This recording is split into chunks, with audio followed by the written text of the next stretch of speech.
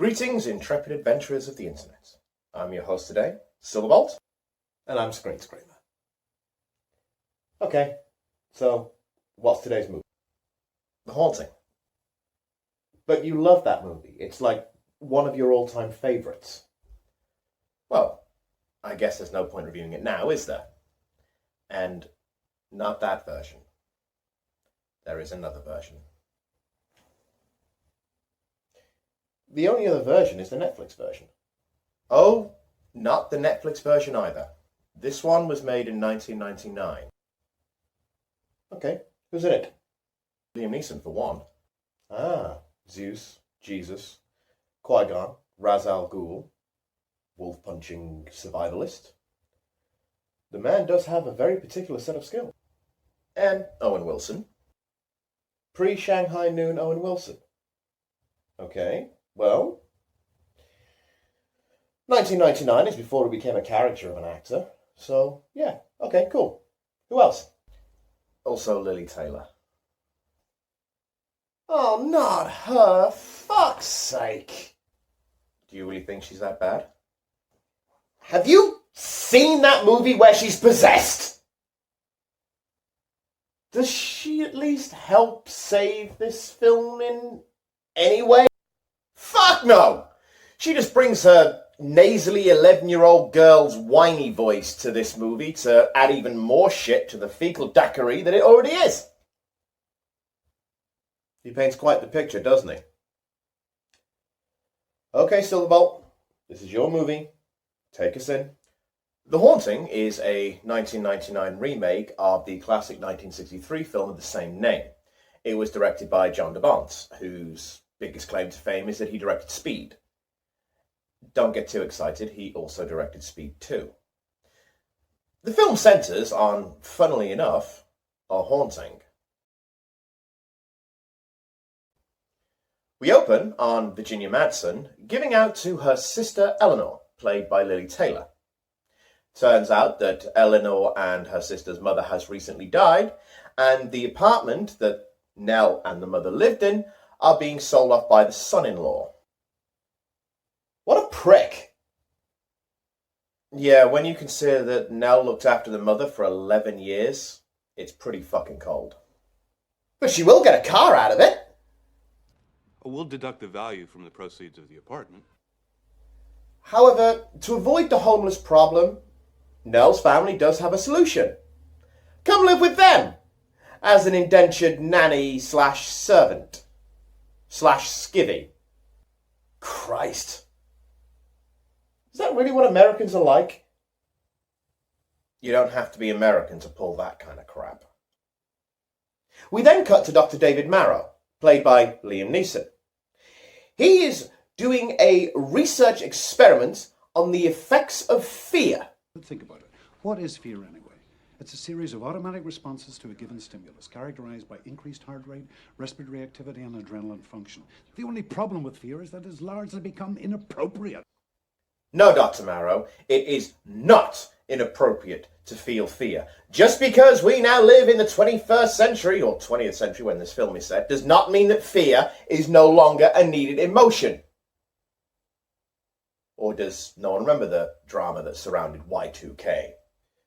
He also doesn't want to tell his participants what kind of study they're partaking in. It's a fear. You don't tell the rats they're actually in a maze, Malcolm. Come on. Yes, you do. Otherwise, you end up with such delightful horror stories as the Tuskegee syphilis experiments or the Stanford prison ones. After he somehow convinces his boss, off-screen, about being allowed to conduct his unethical interview, we cut to Nell approaching the house, where we also get to meet Mr. and Mrs. Dudley, who don't do anything in this film except draw attention to the much better roles played in the original. Way to show up a bad remake by directing attention to its vastly superior original. Friends. Here. I'm Theo. Hi, Eleanor. Catherine Zeta-Jones? 1990s Catherine Zeta-Jones. I may need a minute here. You keep your hands where I can see them. Well, my boyfriend thinks so. My girlfriend doesn't. She's bi? Hands!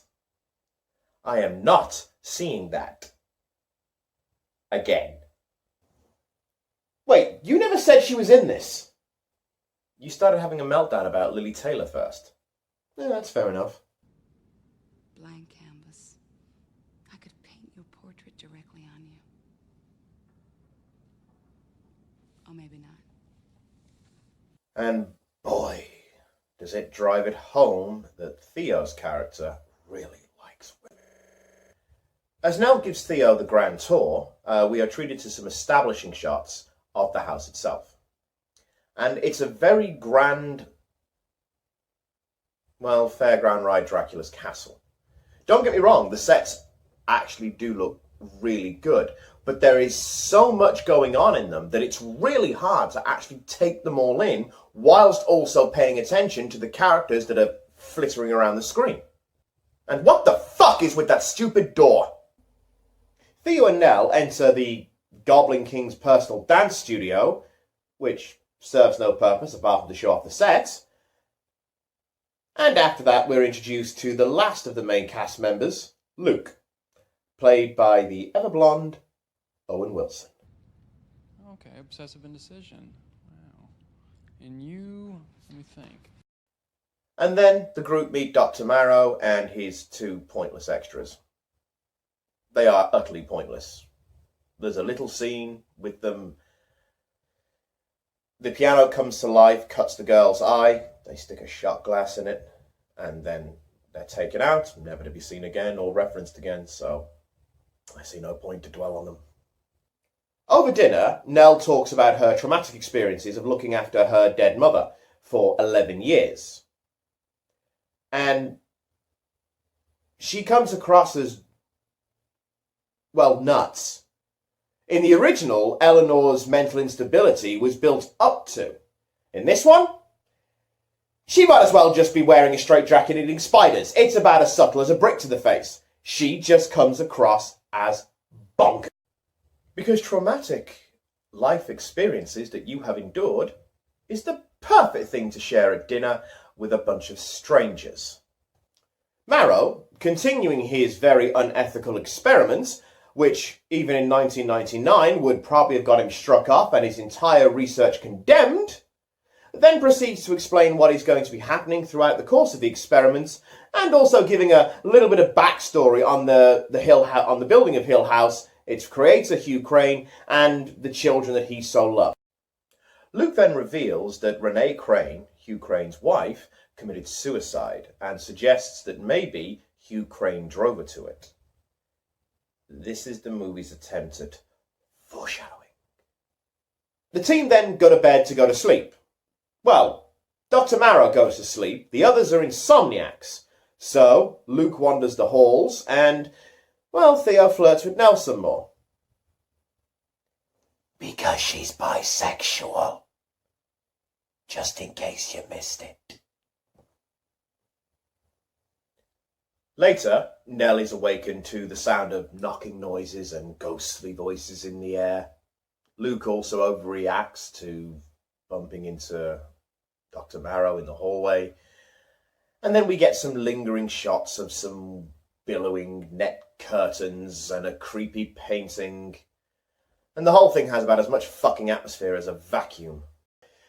At almost the 40-minute mark, we get our first real ghost scare, with a recreation of the wall-banging scene with Nell and Theo, complete with god-awful CGI breath to show that it's cold. What follows is a scene where the group, rationally enough, sit down and try and figure out exactly what the noise was and what was causing it. And they settle on the answer of bad plumbing, which is somewhat credible. But then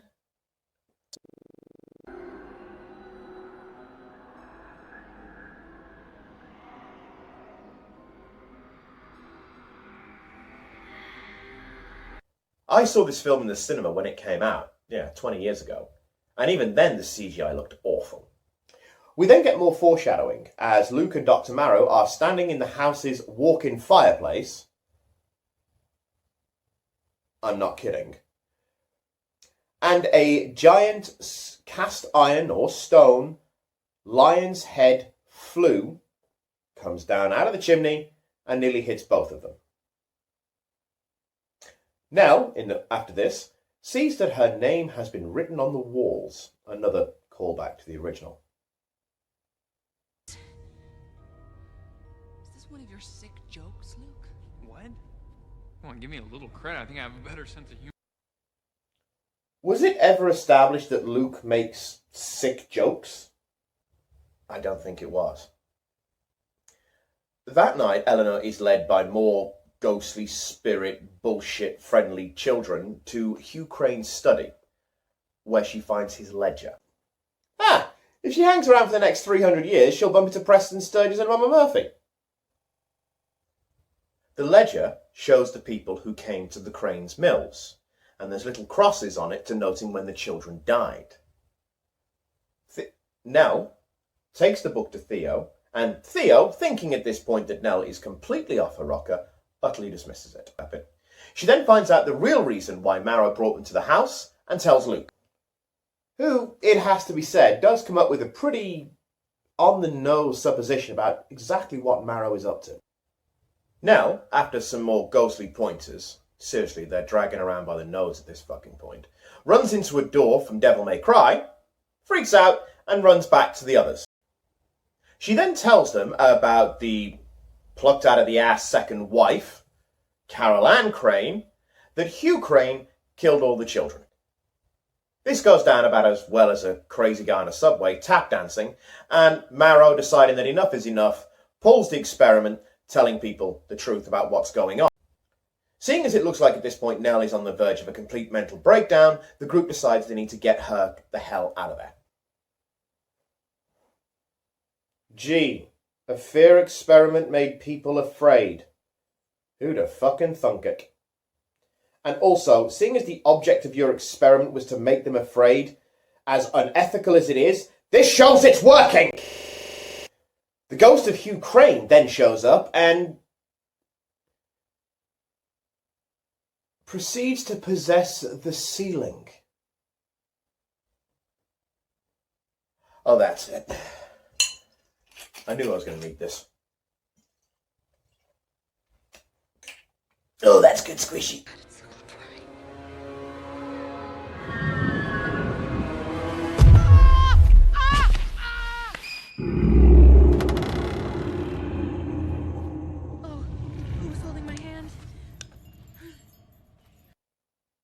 You want to talk about whose hand she was holding? No. The movie doesn't explain it. Why the fuck should I? Really? Do you really think you could let that go? No. In the original movie, the second major haunting event that happens to Nell, throughout the whole scene, she's seeing voices, hearing noises on the wall, seeing faces in the wall, and she thinks the entire time that Theo is holding her hand. Until the lights come up, and we realise that, no, Theo was not holding her hand. This film just throws that line in, after throwing Nell completely out of bed, for no discernible reason, rhyme, or explanation as to what the fuck just happened, other than it's a throwback to the original.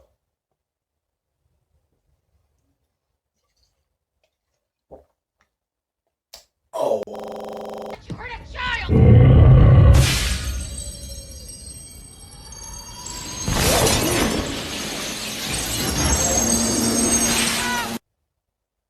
Oh, for fuck's sake. Nell, after finding out she is a descendant of Hugh Crane and Hugh Crane's second wife, Carol Ann, ends up in the greenhouse standing on the balcony. This is the same balcony where previously in the film she'd seen a vision of the suicide of Hugh Crane's first wife. In the original, the suicide that happened in Hill House was committed by the companion, who was the caretaker of Hugh Crane's daughter, Abigail. It should be pointed out that in this scene, Liam Neeson is not acting. The man has a genuine fear of heights, so what you're seeing on the screen at the moment is real.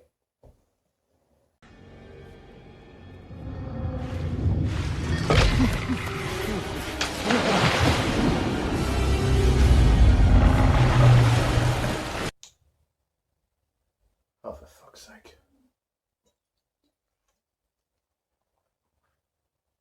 I can keep going, you know.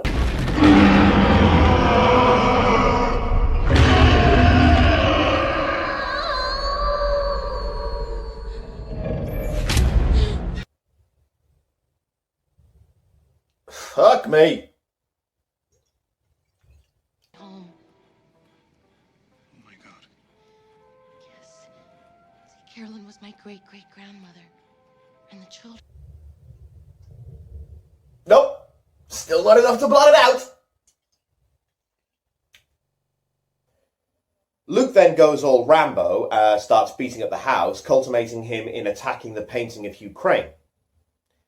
Seriously, who looks at this guy and says, you know what? Yep, that is a kind and caring parental figure.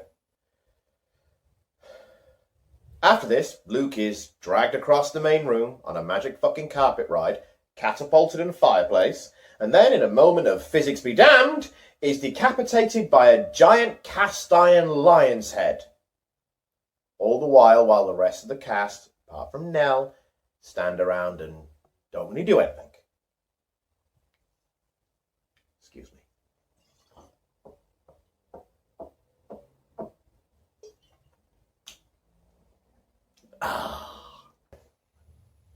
And goodbye, Owen Wilson.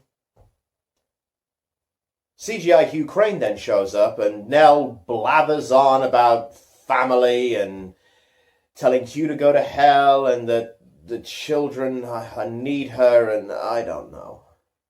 It's a lot of hokum. Essentially, it boils down to Nell saves the day with the power of love. Oh, God.